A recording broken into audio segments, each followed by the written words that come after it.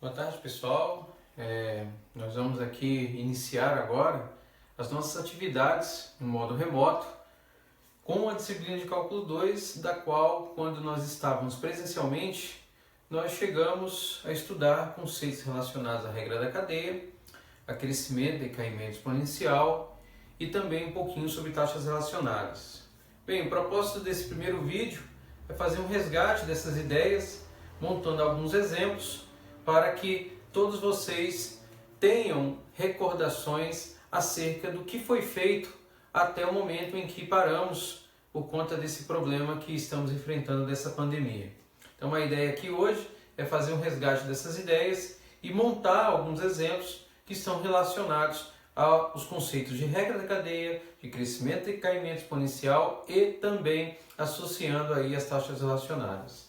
Bom, então a ideia aqui vai passar por nós estudarmos essas três noções que já foram vistas de maneira presencial, apenas como forma de rememorar o que nós já vimos anteriormente. Então, nós falaremos um pouquinho aí dessas ideias que envolvem crescimento, decaimento exponencial e um pouquinho também sobre as taxas relacionadas. Essa que é a proposta que nós utilizaremos hoje. Bom, o primeiro desses conceitos, que envolve o que já estudamos de maneira presencial, está associado à ideia de crescimento e decaimento exponencial. Por que eu não vou começar com a regra da cadeia?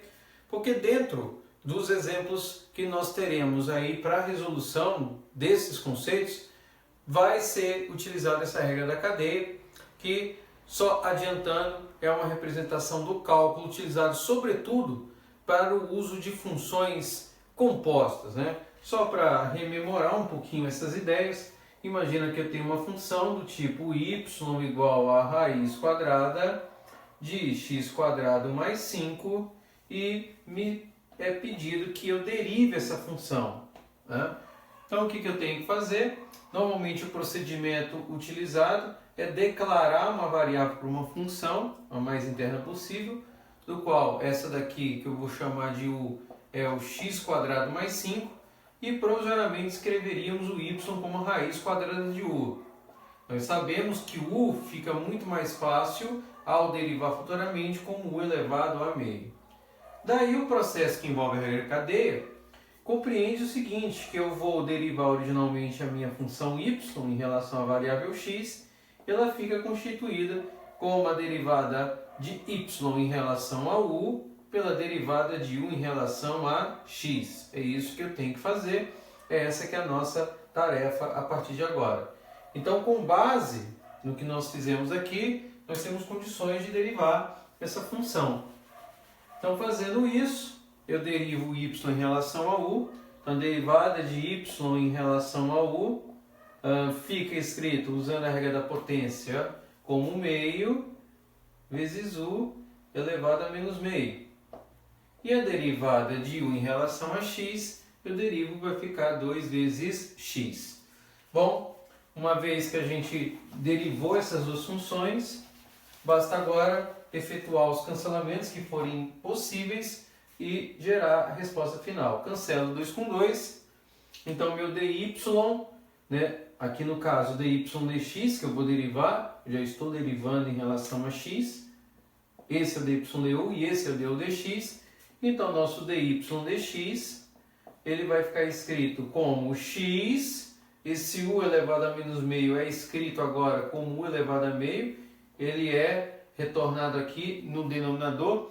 Então, você muda a base, você muda o sinal do expoente, mas como a variável original é x, então a gente reescreve ela na forma original, que é x quadrado mais 5, elevado a meio, ou se preferir, pode escrever na forma de raiz, como x sobre a raiz quadrada de x quadrado mais 5. Ambas as formulações são respostas aceitáveis, e isso faz com que a gente tenha essa primeira impressão de revisão sobre o uso da regra da cadeia, beleza? Sobre o crescimento e decaimento exponencial, né? Crescimento e decaimento exponencial, nós mostramos que muitos fenômenos da natureza, né, fenômenos que envolvem, por exemplo, o decaimento da massa de uma substância radioativa, ou, por exemplo, a taxa de resfriamento de um objeto, dada que a diferença de temperatura não seja muito elevada, ou, por exemplo, o crescimento populacional de uma dada população, seja ela humana ou não, pode ser modelado em muitos casos por uma equação que nós chamamos de diferencial. Em forma geral, o que nós estávamos pensando é escrever que a taxa de variação de uma certa quantidade em função do tempo é proporcional a essa quantidade. E aí nós mostramos, sem usar ainda integração, que veremos mais adiante, que uma solução candidata para essa função é da forma y igual a y0 exponencial de k vezes t, uma vez que a função que representa a resposta para essa equação diferencial é uma dada função que, ao derivar ela retorna uma múltipla constante dela mesma. Então, a função que tem essa propriedade, nós mostramos, é a função do tipo exponencial elevada a k vezes t. E a ideia é utilizar essa equação para mensurar comportamento de fenômenos como esses que eu citei. Tá? E aí o que nós fizemos como uma aplicação mais adiante foi usar uma consequência dela, que é a taxa de resfriamento ou aquecimento de Newton. Né? A taxa de resfriamento, né, barra aquecimento de Newton. Aquecimento de Newton. E aí, nessa representação, nós identificamos que a taxa de variação de transferência da temperatura com relação ao tempo era proporcional à diferença de temperatura entre o objeto e a sua fonte, T de T menos Ts. E mostramos que essa equação equivale à equação dy dt proporcional a k vezes y. Isso nós também identificamos. Então, com base nessas representações, nós conseguimos resolver problemas que envolviam, né, taxa de resfriamento e aquecimento de Newton. E o outro caso, que nós mencionamos, que também é bastante útil, envolve as taxas relacionadas. Né? As taxas relacionadas, elas compreendem, né, a determinação de uma grandeza em termos do conhecimento de outra grandeza. Então, utilizamos um exemplo da seguinte natureza. Imagina que eu tenha um balão, um formato esférico, né? Esse balão é bombeado com ar, digamos, a 100 centímetros cúbicos por segundo. Nós queremos saber a taxa de variação do volume em relação do raio, em relação ao tempo, a taxa de variação do raio, de expansão do raio em relação ao tempo, quando, né, o diâmetro desse balão, vou chamar aqui de Dzinho, for igual a 50 centímetros. Um problema clássico de taxas relacionadas envolve a determinação desses parâmetros. Eu tenho um balão, estou bombeando com ar, ele é bombeado a essa taxa, e eu quero saber qual é a taxa de expansão do seu raio. Ou seja, à medida que o balão é bombeado, ele vai ter um acréscimo em relação ao seu raio. Então eu quero obter essa taxa de variação conhecendo o diâmetro. Um problema de taxa relacionada nesse caso é útil, porque você vai fazer usufruto, né, da representação geométrica da figura envolvida. Como o volume envolvido é de uma esfera, eu vou escrever isso aqui em termos da forma de uma esfera. 4/3 de Pierre ao cubo. Bom, o que a gente sabe? A gente tem que a nossa tarefa é determinar a taxa de variação do raio com relação ao tempo, mas ele me dá uma informação aí implícita, em termos de taxa, quando ele diz que o balão é bombeado a 100 centímetros cúbicos por segundo. Então, com base nisso, eu tenho como estabelecer uma outra taxa, porque eu estou determinando aqui, ó, uma relação que envolve volume, centímetro cúbico, com uma outra grandeza que é o tempo. Então, isso aqui nos indica que, na verdade, eu estou aferindo a taxa de variação do volume com relação ao tempo. Então, daqui eu tenho duas taxas, uma equação, que eu vou usar para relacionar com essas duas e compor o meu exercício a ser resolvido. Bom, o próximo passo seria derivar essa função. Então, eu vou derivar o V com relação a R. Então, ao derivar dV com relação a R, você tem lá 4/3 de π, e aí a derivada de R3 é 3R2. Cancela, cancela. Então, o nosso dV/dr é 4πr2. Com isso, obtive a terceira taxa e agora eu vou relacioná-las de modo a resolver a minha equação. Tá? Então, ao fazer isso, né, ao fazer esse processo,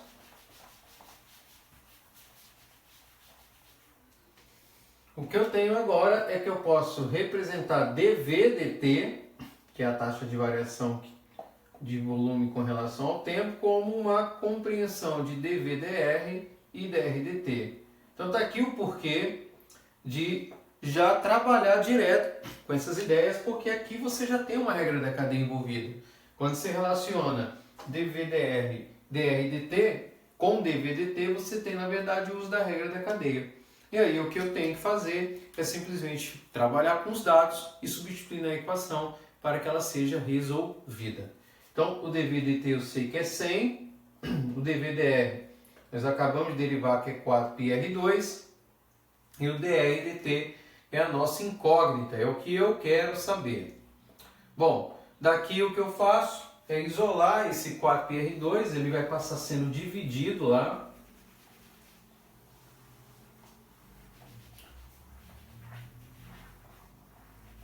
E isolando o nosso dr/dt, eu tenho então aqui, ó, 100 sobre 4πr ao quadrado.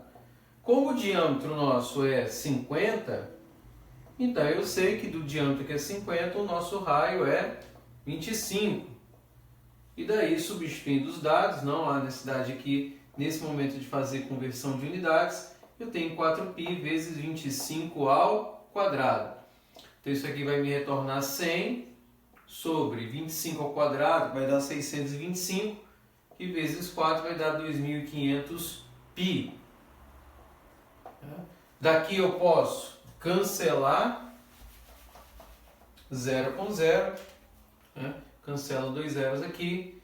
Então eu tenho que a taxa de expansão do meu raio em relação ao tempo é da ordem de π sobre 25, no caso centímetros por segundo. Então daqui eu tenho aí um exemplo associando, né, o uso da regra da cadeia. Bom, a ideia agora é que a gente faça uso de alguns exemplos. Eu separei aqui 4 exemplos para que nós possamos fazer a resolução deles, que contempla de forma, né, bastante interessante esses conceitos que foram até o momento apresentados. Então vamos lá, vamos separar aqui os exemplos que nós pensamos ao resolver. Vamos lá encontrá-los aqui. Vamos lá. Primeiro exemplo aqui é o seguinte. Imagina que eu tenho uma função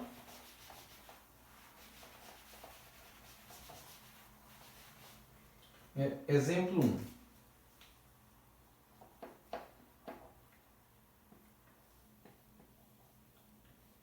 Imagina que eu tenho uma função, uma equação de movimento, né? Imagina uma equação de movimento,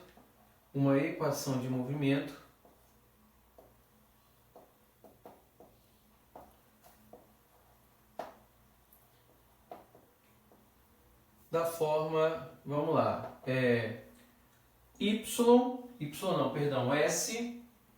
igual a exponencial S igual a A exponencial de menos C vezes T, que multiplica o cosseno de ômega T mais φ, mais delta. Essa equação, ela representa uma oscilação amortecida em um sistema, né? Representa uma oscilação amortecida. Isso, notadamente, em sistemas massa-mola, né? Uma oscilação amortecida. Então, qual é a ideia aqui nesse exemplo? Digamos que eu queira determinar qual é a velocidade dessa oscilação. Ou seja, eu tenho aqui uma equação que descreve um movimento de oscilação e eu quero, a partir dela, determinar a velocidade com que ela é processada. Então, nessa ideia, né, nesse contexto, nós vamos aí fazer o uso da regra da cadeia. Né? Por que nós vamos fazer o uso da regra da cadeia? Porque, se observarmos bem, eu tenho uma função em termos de uma representação trigonométrica, cosseno, que internamente é composto por outra função. E mais do que isso, essa função está multiplicada por uma outra. Então, eu, na verdade, vou fazer uso de duas técnicas aqui.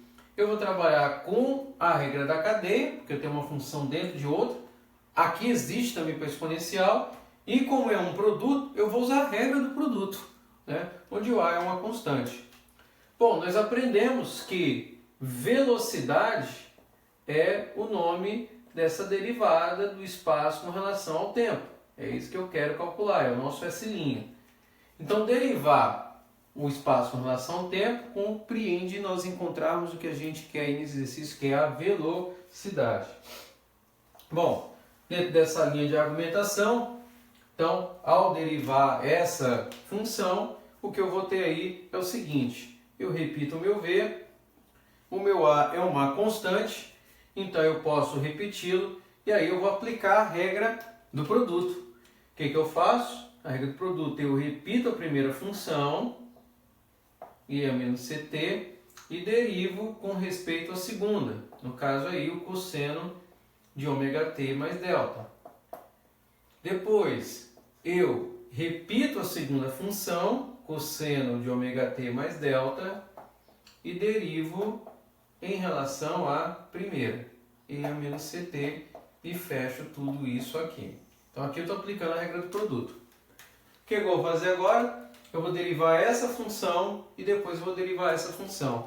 Então aqui eu vou usar a regra da cadeia. Então aqui, ó, vou usar a regra da cadeia. E aqui também eu vou usar a regra da cadeia. Também está envolvido o processo de regra da cadeia. Então nós vamos fazê-las separadamente, né, essas duas funções, para que nós possamos executar o processo com correção. Então, suponha que eu declare, né, chame essa funçãozinha aqui de A igual a cosseno de ômega t mais delta, e aí eu escreva da seguinte maneira: olha, como a minha função interna ali ao cosseno é um ômega t mais delta, eu vou chamar isso aqui de U, ômega t mais delta.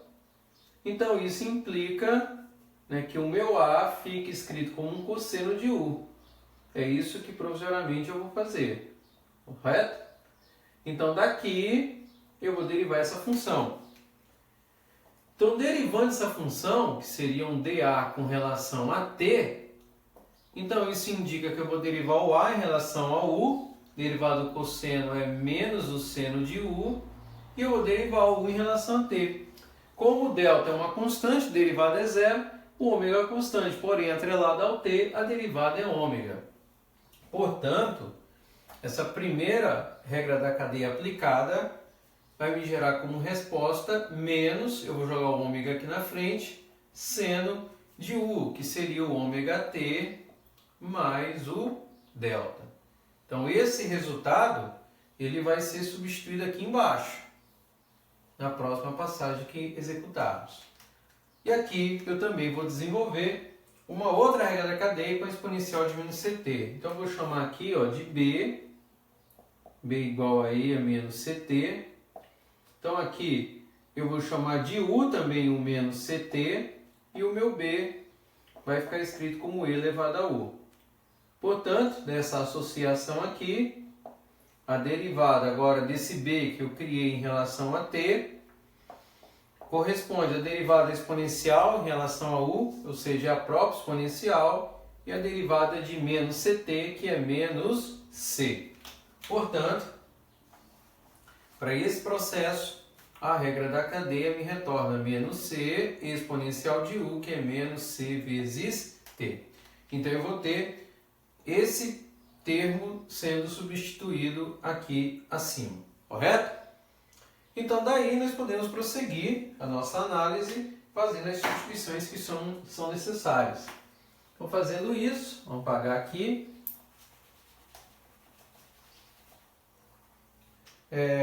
Nós temos lá que V vai ser igual a abro o colchete aqui, então eu vou ter lá E a menos C vezes T, que multiplica essa derivada que nós calculamos, que é menos ômega seno de ômega t mais delta.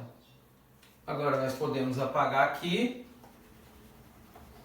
e prosseguir com a expressão. Então eu tenho mais um cosseno de ômega t mais delta, e que isso aqui vai multiplicar pela derivada da exponencial de menos ct.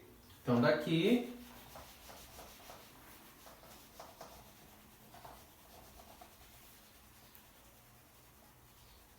ao multiplicar por essa derivada vezes, colocar aqui para não nos perdermos, exponencial de menos ct e fecha aqui. Bom, daqui você tecnicamente resolveu o exercício, mas se pudermos e for interessante, a gente pode simplificar ou colocar essa expressão no formato mais elegante. O que eu quero dizer com isso é que já temos aqui o A evidenciado e observamos que existe uma exponencial de menos ct aqui, ela aparece aqui e que ambas as expressões estão sendo representadas com o sinal de menos. Então a gente pode isolar o sinal de menos jogando aqui fora e também colocar a expressão da exponencial em destaque. Eu abro o colchete aqui e o que vai ficar aqui dentro é ômega seno de ômega t mais delta, mais o restante aqui, que é a função em c cosseno de ômega t mais delta. Então, com isso daqui, a gente determina e calcula a velocidade de um sistema oscilador amortecido. E aqui nós temos a aplicação do uso da regra cadeia, claro, em combinação com a regra do produto. Isso aí? Vamos fazer um segundo exemplo.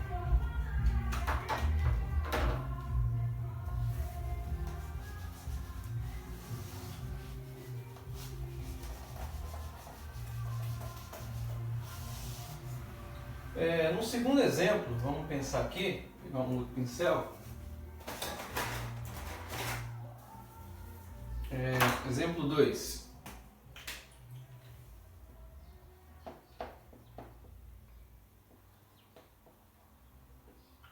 Nós temos o seguinte, tem uma função que eu vou chamar aqui c de t, seja uma função, seja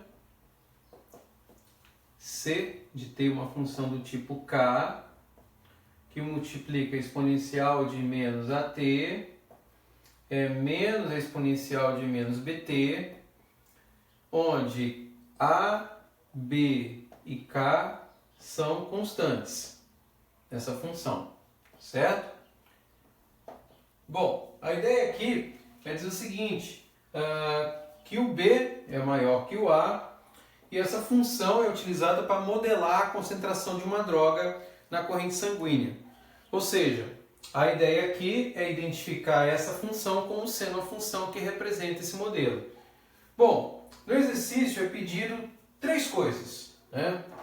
Nós queremos mostrar que o limite dessa concentração, quando t tende ao infinito, é 0. Mostrar isso daqui. No item B, vamos escrever aqui, a gente quer calcular a taxa de concentração dessa droga. E no item C, quando que essa concentração é 0, ou seja, quando o C' quando essa taxa de concentração é zero. Essa que é a nossa tarefa nesse exercício aí, é o que a gente vai fazer agora.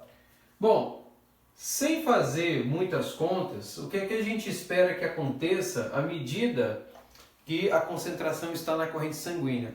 Quando você faz ingestão de uma droga, seja ela, por exemplo, glicose, para suprimir os efeitos, por exemplo, de bebida alcoólica, à medida que o tempo passa, a concentração ela tende a diminuir, tende a cessar, tende a desaparecer, ou seja, tende a ficar próximo de zero. Então o que a gente quer mostrar no item A é justamente isso. E aí, para fazê-lo, nós faremos uso de conceitos lá do cálculo 1 que estão associados à ideia de limite. Bom, daqui que eu vou fazer, para o item A, a gente repete o limite, a expressão de limite, a constante K, e aqui, logo na primeira abertura em parênteses, nós faremos uma modificação. Que modificação é essa? A exponencial aí está elevada a um fator negativo. Nós podemos fazer a inversão mudando a base, escrevendo como 1 sobre e elevado a vezes t. E aqui a mesma coisa, como 1 sobre e elevado a b vezes t. Eu fecho aqui e aí eu posso calcular o limite. Bom, quando t tende ao infinito, para essa função aqui no denominador e para essa função no denominador, ela vai ficando cada vez maior. Porém, como aqui em cima eu tenho uma constante, a tendência dessa fração como um todo, tanto aqui do lado esquerdo quanto do lado direito, é chegar a zero. Mas zero multiplicado qualquer coisa só pode ser zero. Pronto, você já mostrou aqui no item A que o limite dessa concentração tende a zerar, tende a diminuir até desaparecer, correto? E aí, para que isso aconteça, a gente faz a inversão da base como nós fizemos aqui nesse lado.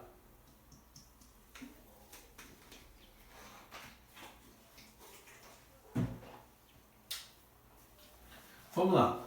No item B, é pedido aí que eu calcule a taxa de concentração dessa substância.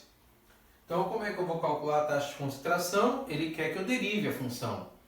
Bom, se eu vou derivar essa função, que é o C' de t, eu estou pensando basicamente na derivada dessas duas funções. E aí, nos dois casos, eu vou fazer o uso de uma mini-regra da cadeia. Por quê? Porque a função aqui corresponde a uma mudança sugerida. Então, o k é uma constante, eu repito, e aqui, na primeira função exponencial, nós vamos executar o uso da regra da cadeia. Então, fazendo aqui, vamos fazer aqui de canto, para observarmos, eu vou chamar essa função aqui de uma f, por enquanto, f exponencial de menos at, declaro a minha função a menos at como u, e aí provisoriamente essa f fica escrito como e elevado a u. Então daqui, trabalhando com essa associação, fazendo aqui embaixo, a minha derivada de f em relação a t, que é isso que eu estou executando, é a derivada de f em relação a u, ou seja, a derivada exponencial é a própria exponencial, e a derivada de menos at é menos a. Portanto, aqui eu vou ter menos a vezes e elevado a menos at.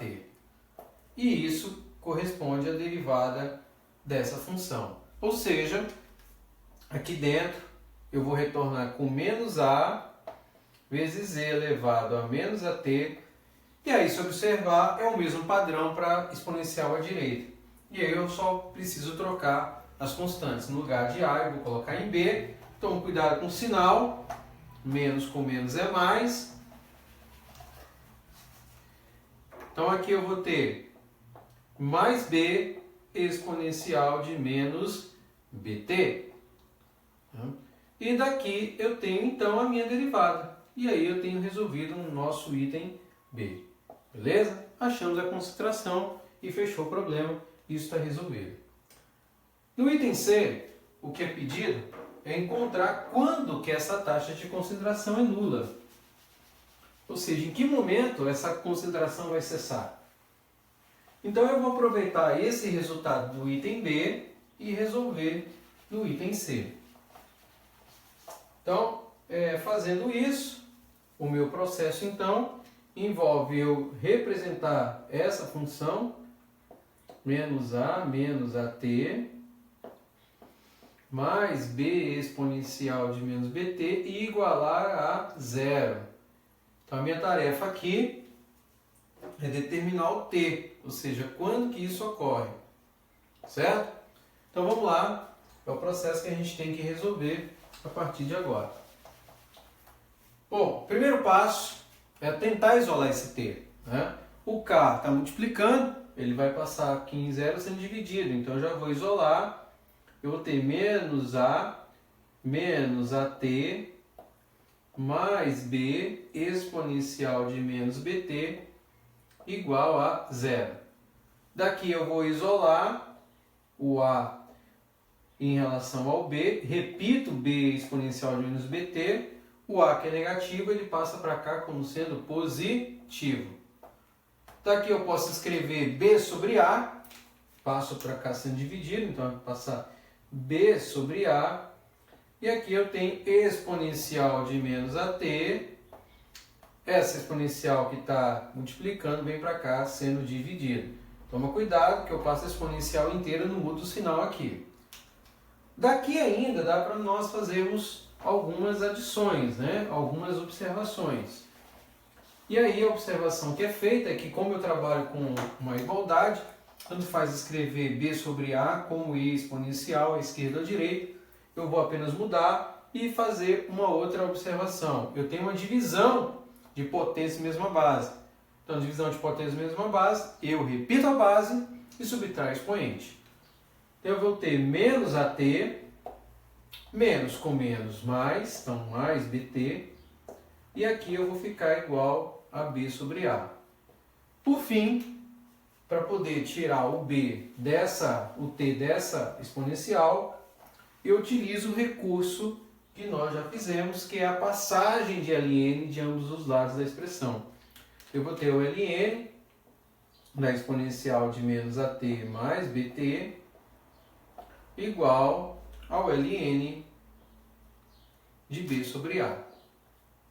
Então daqui eu observo que ao passar o ln da exponencial eu cancelo essa contribuição, então retorna aqui para mim menos AT, diga-se de passagem que essa exponencial inteira está associando essa função, mais BT igual ao ln de B sobre A. Também ln de B sobre A está escrito em uma única forma. Eu isolo o T, que pode ser escrito como B menos A, repetindo aqui o ln de B sobre A. E aí, finalmente, eu tenho que o momento em que essa concentração vai se anular na corrente sanguínea é dado na condição de que T seja igual à razão do ln de B sobre A sobre B menos A, e aí com o nosso B, como nós colocamos a nossa hipótese lá sendo positivo. Então isso daqui finaliza o segundo exemplo, que é uma aplicação aí do uso, né, mais uma vez, da regra da cadeia. Correto? Então vamos fazer mais um exemplo agora. Agora um exemplo associado à lei de resfriamento de Newton, que é, por sua vez, um exemplo de decaimento exponencial, para podermos fazermos esse processo de rememoração, né, e relembrar as ideias. Vamos lá. Exemplo 3.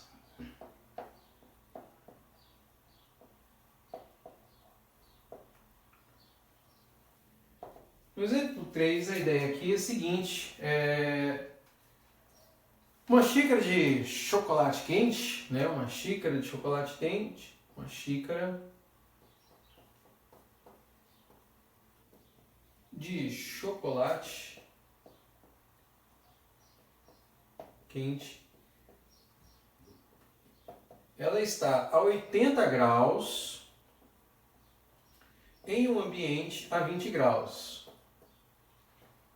Essas são informações iniciais, em um ambiente a 20 graus Celsius. Tá? É dito para mim o seguinte, que depois de meia hora, após meia hora, após 30 minutos, a temperatura caiu para 60 graus. Essas são as informações que eu tenho inicialmente. Ele quer que nós façamos duas observações. Ele quer saber qual a temperatura depois de mais 30 minutos. Temperatura T após mais 30 minutos. E ele quer saber no item B, dá para escrever aqui, no item B ele quer saber quando que ele vai resfriar para 40 graus. Quando a temperatura, quando chegará a 40 graus Celsius. É isso que ele quer saber no item B. Então, são duas observações. Eu quero saber a temperatura depois de mais 30 minutos, quando a gente já sabe que inicialmente nos primeiros 30 caiu a 60 e quer saber quando que a temperatura chegará a 40 graus. Esse é um problema clássico do uso da lei de resfriamento e decaimento de Newton, que é um caso de crescimento e decaimento exponencial que a gente pode explorar.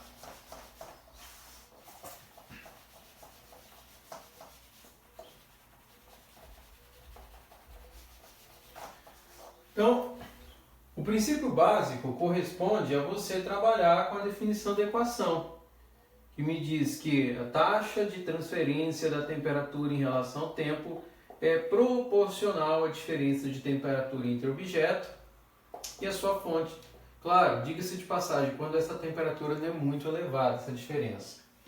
Então, o problema inicial corresponde a você identificar os elementos da fórmula e substituir os dados conforme o que nós comentamos, que essa taxa de resfriamento ela é uma forma alternativa de escrever uma equação diferencial que implica que a taxa de variação de uma quantidade é proporcional a essa quantidade.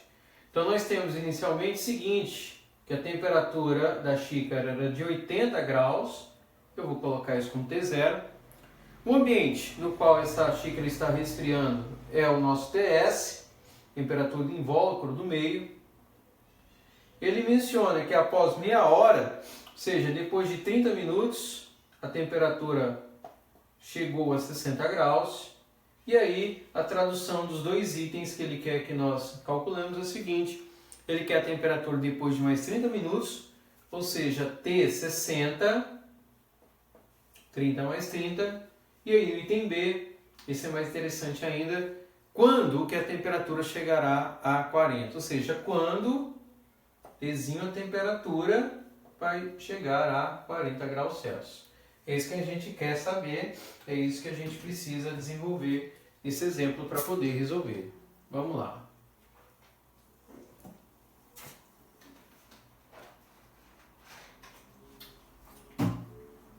Bom, o princípio de resolução dessa equação envolve a gente trabalhar com uma métrica de uma função do tipo y de t, que é a taxa de variação da temperatura, taxa não, que é a diferença de temperatura no instante t, pela sua fonte.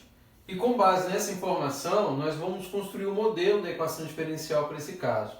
Então, o primeiro caso é usar as informações quando t igual a zero.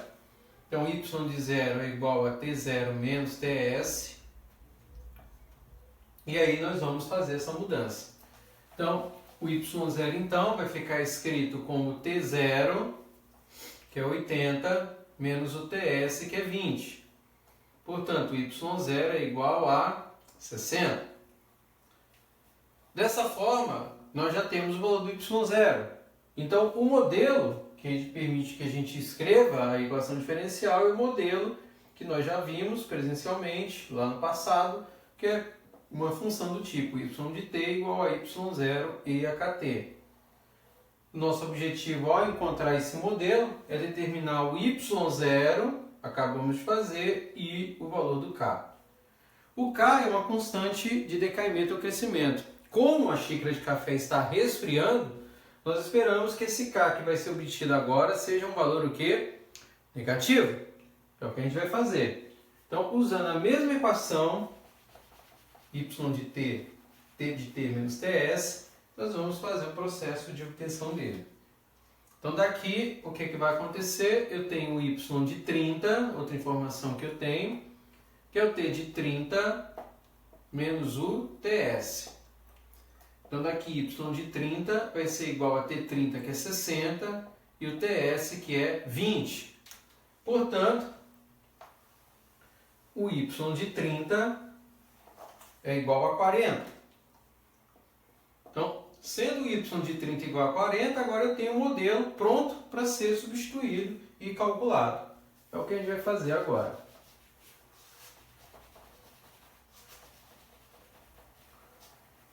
Então, escrevendo o modelo, em termos das informações que nós já temos, então y é inicialmente y0, que é 60, exponencial de k vezes t.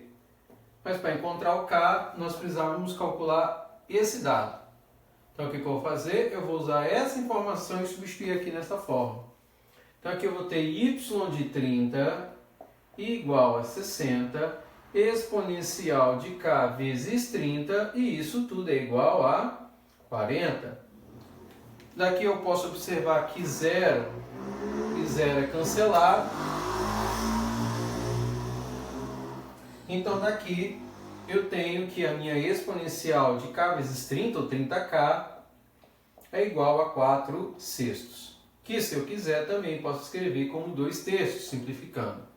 Por fim, assim como no exercício anterior, do caso de concentração, eu preciso eliminar a contribuição da exponencial para obter o k. E isso eu faço passando o ln da função. Então, vai ficar o ln de e elevado a 30k igual ao ln de 2 terços, como um todo. Então, fazendo todas as contas aqui,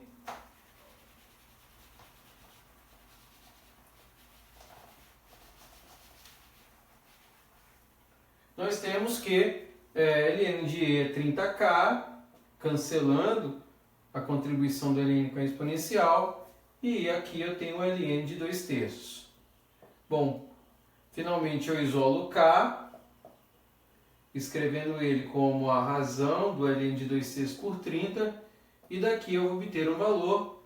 O k vai ser aproximadamente, fiz as contas aqui, deu aproximadamente menos 0,01351, e é um valor negativo, que é o que a gente esperava que acontecesse. Se desse algo positivo, eu estaria fazendo alguma coisa errada. Em algum momento eu errei o meu processo. Com isso, então eu tenho um modelo construído.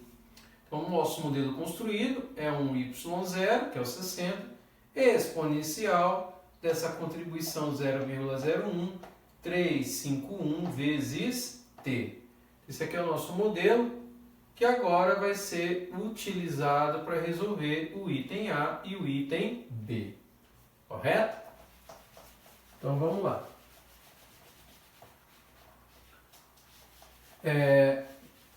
Mais uma vez, resgatando aquela função no início do processo, y de t é igual a t de t menos ts. E aí eu vou calcular o primeiro caso, o item A, que ele quer a temperatura depois de 60 minutos, de mais 30 mais 30, 60. Então daqui eu vou escrever y de 60 igual a t de 60 menos o ts. E isolo o t de 60, escrevendo y é 60, menos aqui eu escrevo como mais ts, igual a t de 60. Portanto, o t aplicado em 60 é, na verdade, a aplicação da nossa função ali em cima, ou seja, 60 exponencial de menos 0,0135 vezes 60, mais o ts, que a gente sabe lá no início que é 20. Então, fazendo todas as contas nesse caso, para esse processo, você vai obter um valor, de t de 60, vamos colocar aqui em cima, de aproximadamente 46,67 graus Celsius. É isso que a gente vai obter como resposta desse exercíciozinho aí, certo? Então, beleza. Então, aqui está feito o item A. E aí agora nós vamos para o item B, né? Resolvido. No item B, ele quer saber quando que a temperatura chega a 40 graus. Então, quando a temperatura chega a 40, eu não sei. Eu sei que em algum momento ela vai chegar a 40. Então, eu tenho meu y de t igual a t de t menos o ts. O y de t é a minha função, meu modelo, que é 60 exponencial de menos 0,1351 t igual a 20. Aqui eu observo que eu posso cancelar 0 com 0, e aí eu tenho que a minha exponencial de menos 0,01351 vezes t vai ser igual a 2/6, que por sua vez é igual a 1/3. Executo o meu processo, passo ln,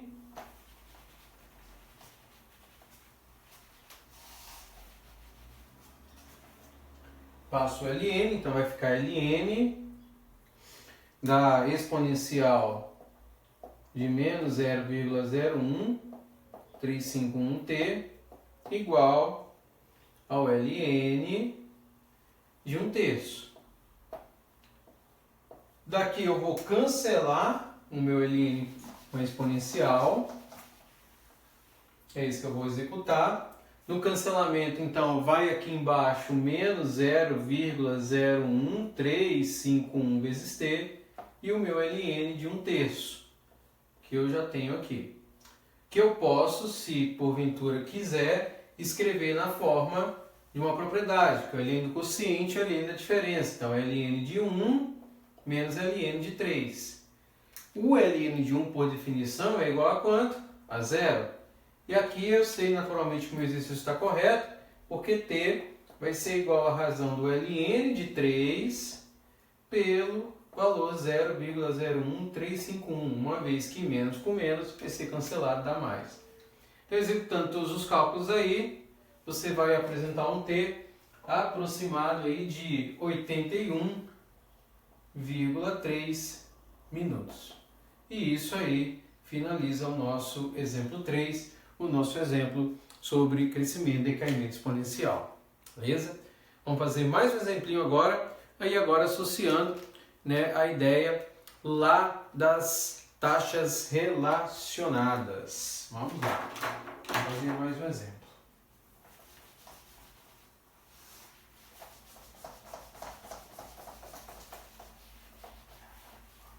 Exemplo 4.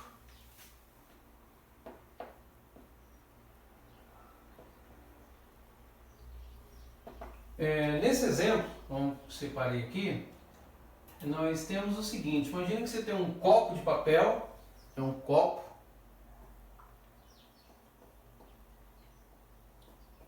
de papel que tem a forma de um cone, né? Copo de papel na forma de um cone, com 10 centímetros de altura, e 3 centímetros de raio, né? O raio do copo. Certo? O que é pedido aí? Se for colocada água dentro do copo, a uma taxa de 2 centímetros cúbicos por segundo, então você vai colocar água nesse copo a 2 centímetros cúbicos por segundo. Ele quer saber com que rapidez elevará o nível da água quando essa água estiver a 5 centímetros de profundidade. 5 centímetros de profundidade. Então, esse é um exemplo que necessita de nós aí uma representação geométrica e a fórmula em questão para poder resolver. Ele está mencionando, então, que o nosso copo tem a forma de um cone, né, com essas dimensões.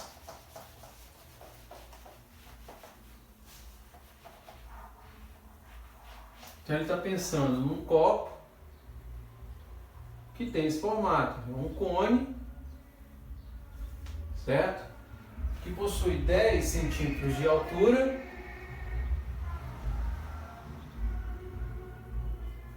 raio 3 centímetros de raio, e ele está dizendo que eu vou encher de água esse copinho aqui, bombeando ele, né, jogando água aí a 2 centímetros por segundo. Ele quer saber a taxa no qual o nível da água estiver elevada quando ele estiver a um H aí de 5 centímetros. Vamos chamar de H, isso de 5 centímetros. É isso. Tá? Então, para resolver esse problema, nós precisamos de algumas coisas. Primeiro é a fórmula do volume de um cone. O volume de um cone é dado por 1/3 de π vezes R ao quadrado H. As informações que eu tenho aqui estão associadas em termos da derivada a essa métrica aqui, que é o volume em termos de taxa que você vai jogar dentro desse copo, ou seja, centímetros cúbicos por segundo, é um dV/dt, que é dado dessa forma. Então, lá no problema de taxas relacionadas, a gente vai ter que atacá-lo, porque ele quer saber qual é a rapidez com que você está elevando o nível de água quando a profundidade for H. Ou seja, essa rapidez é a velocidade, ou nada mais que a taxa de variação da altura com relação ao tempo. É isso que ele quer que eu saiba. O meu problema, então, passa por ter duas taxas e determinar uma terceira a partir dessa equação. E aí é o que eu tenho que fazer agora.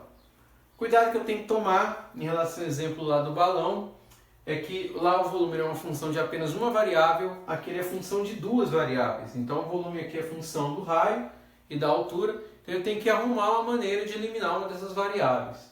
E aí eu vou usar mais uma outra novidade, uma informação que é importantíssima aqui, que é trabalhar com a simetria da região que eu estou atuando.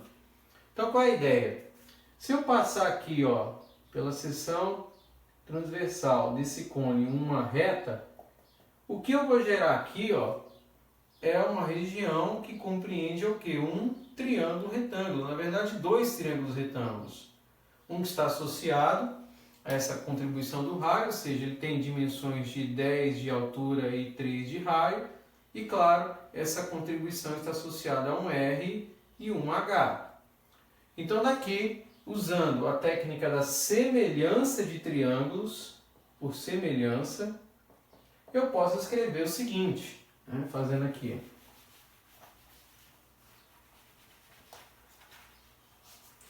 Que R está para H, né, R está para H, assim como 3 está para 10.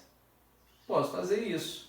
E daí eu posso isolar o R em termos do H. Por que o R em termos de H? Porque a pergunta que nós temos está envolvendo aí a taxa de elevação do nível d'água. Então aqui eu vou ter R igual a 3/10 de H. Então eu vou usar esse dado, essa informação, para poder agora substituir aonde? Nessa fórmula aqui. É o que a gente vai fazer agora. Então, uma vez que a gente faz isso, né, o que eu vou ter lá é o seguinte,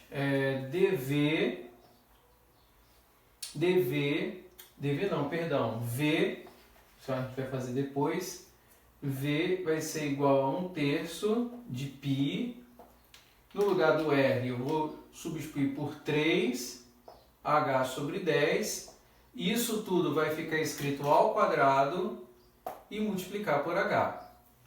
Então, fazendo essa substituição, V vai ficar π, 3 ao quadrado 9, 9H ao quadrado vezes H. Aqui embaixo eu continuo com esse 3 e 10 ao quadrado vira 100. Então, no fim, eu levei 3H sobre 10 ao quadrado e é isso que eu fiz. Bom, daqui eu posso cancelar o 9 com um 3 e o H2 vezes H eu posso multiplicar. Então, ao fazer isso, a minha função em V fica escrita como sendo 3πh ao cubo, 9 por 3, 3πh ao cubo sobre 100. E agora sim, com essa função eu posso derivar e escrever a fase final do problema, que é o uso, né, de uma taxa relacionada. Então, diante disso, eu agora posso representar o meu dV dt como dV dH dt, que é a nossa incógnita, né? Nosso dV dt nós já sabíamos que era 2, e o dV dH nós acabamos de encontrar, ou seja, V', né? Posso escrever assim, é o nosso 3πh ao cubo sobre 100. E repito o dH dt. Daqui eu executo a última informação que eu precisava, que é substituir o H por quem? Pelo valor que é nos fornecido lá, que ele quer saber essa taxa de elevação quando H for 5. Né? Então daí eu tenho o seguinte, né? Já fazendo uma multiplicação de 2 por 100 e jogando esse cara aqui embaixo, para poder já isolar. Eu vou ter 2 vezes 100, que é 200, e aqui embaixo eu vou ter 3π vezes h, que é 5, ao cubo. Né? E isso tudo vai ser igual a dH dt. Por fim, eu posso escrever o nosso dH dt, né, já que é uma igualdade, né, como sendo 200 sobre 5 ao cubo, que é 125, vezes 3, que vai dar 375π. E aí, executando todos os cálculos, o nosso dH dt vai dar aproximadamente, vamos ver aqui, a resposta que eu gerei,